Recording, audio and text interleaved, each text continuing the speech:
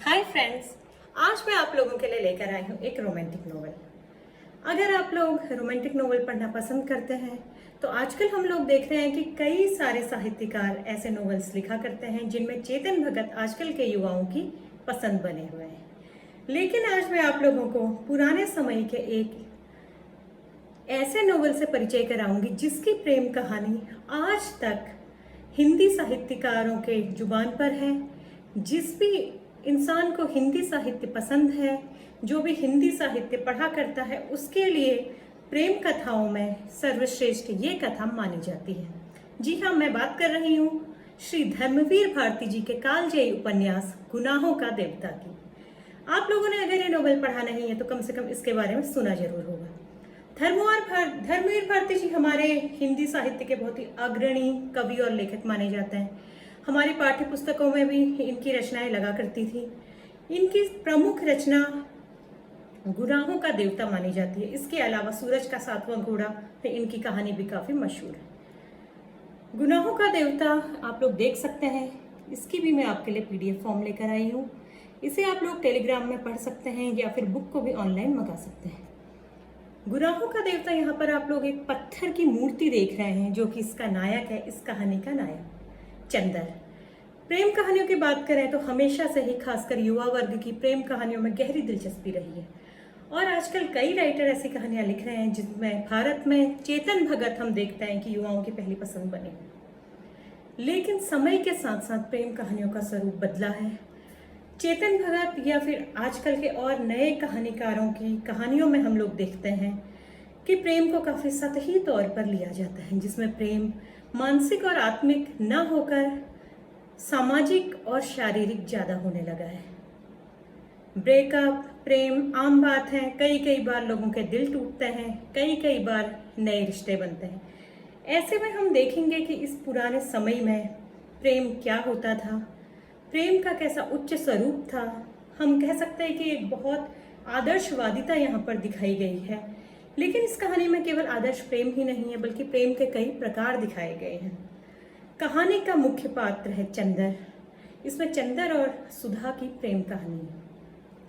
चंदर एक कायस्थ परिवार का लड़का होता है जिसके पिताजी उसकी माता के बनने के बाद दूसरी शादी कर लेते हैं। सौतेली माँ के साथ उसकी नहीं बन पाती और वो पढ़ने के लिए इलाहाबाद आ जाता है। इलाहाबाद जिसे कई फिल्मकारों कहानीकारों ने एक प्रेम कहानी के लिए बहुत ही उपयुक्त जगह के रूप में दिखाया है। इलाहाबाद में प्रोफेसर शुक्ला चंदर को मिलते हैं जो कि उसकी मेधावी बुद्धि को पहचानते हुए चंदर को आश्रय देते हैं, उसकी पढ़ाई लिखाई की व्यवस्था करते हैं।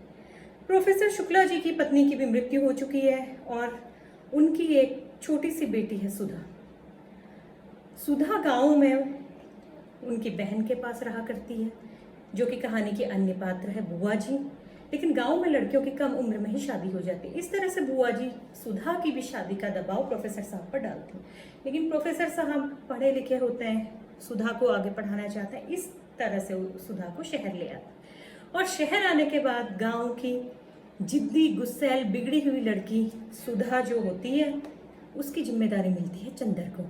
चंदर उसके साथ दोस्ती करता है, उसे पढ़ाता है, उसे सभी चीज़ें सिखाता है और उन दोनों के बीच जो प्रेम जन्म लेता है, जो शारीरिक सामाजिक बंधनों से दूर काफी उच्च स्तर का प्रेम होता है, उसकी ये कहानी है। सुधा और चंदर की प्रेम कहानी आदर्शवादी है, आत्मिक है, मानसिक है। इस वजह से उनका प्रेम साकार, जैसे हम आजकल कहते हैं कि शादी के रूप में परिणित नहीं हो पाता है, क्योंकि चंदर में न ही सामाजिक वर्जनाओं को तोड़ने का साहस होता है, न ही वो अपने गुरु के साथ छल करना चाहता है।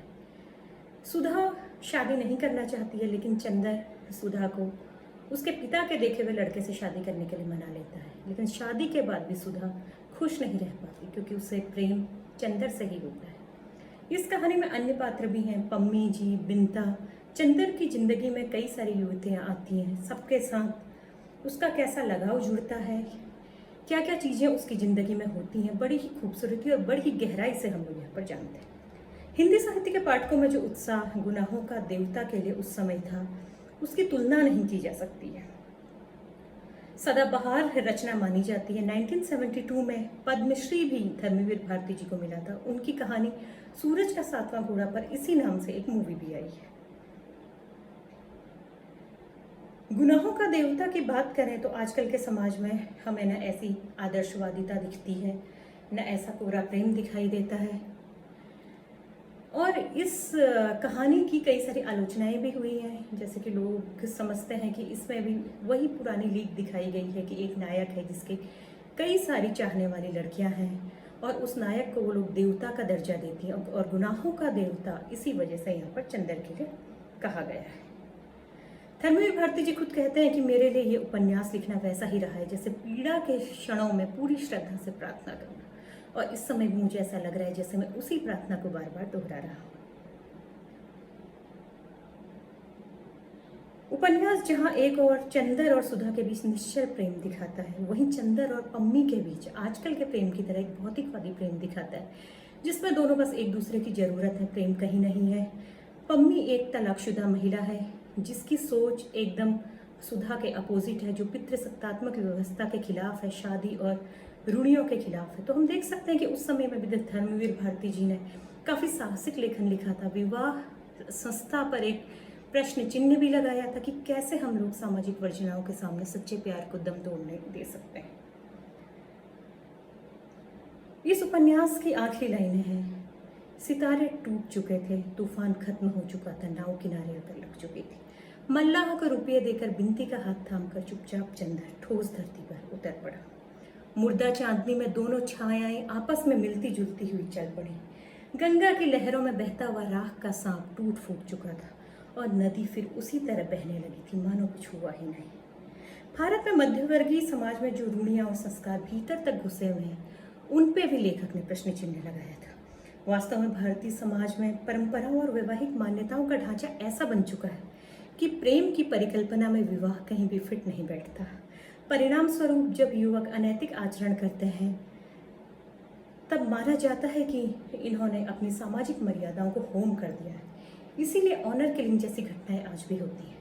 शादी को इतना महत्व माना जाता है, इतना महत्वपूर्ण माना जाता है, समाज को इतना महत्वपूर्ण माना जाता है कि व्यक्ति को उसके सामने कुछ भी नहीं माना जाता।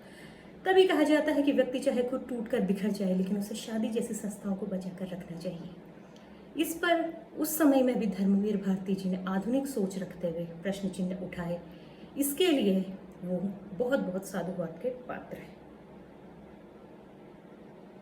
इस उपन्यास में एक जगह स्वयं सुधा के पिताजी कहते हैं कि वैवाहिक मान्यताएं, संस्थाएं पुरानी परंपराओं के नाम पर ऐसी ऐसी चीजों को ढो रही हैं जिन्हें काट कर फेंक देना चाहिए। इस तरह से हम लोग देखते हैं सच्चे प्यार के स्वरूप, कई तरह के प्यार जिनमें प्लेटोनिक लव भी है, सच्चा प्यार भी है, गांव की एक मासूम युवती बिनती का सीधा साधा प्यार भी है जिसने हमेशा पितृसत्तात्मक व्यवस्था को मंजूर किया है क्योंकि वो अनपढ़ है, वो आधुनिक स्त्रियों की तरह नहीं सोच सकती। तो इस तरह से हम अलग अलग स्त्रियों के माध्यम से प्रेम के अनेक स्वरूपों को यहाँ पर देखते हैं।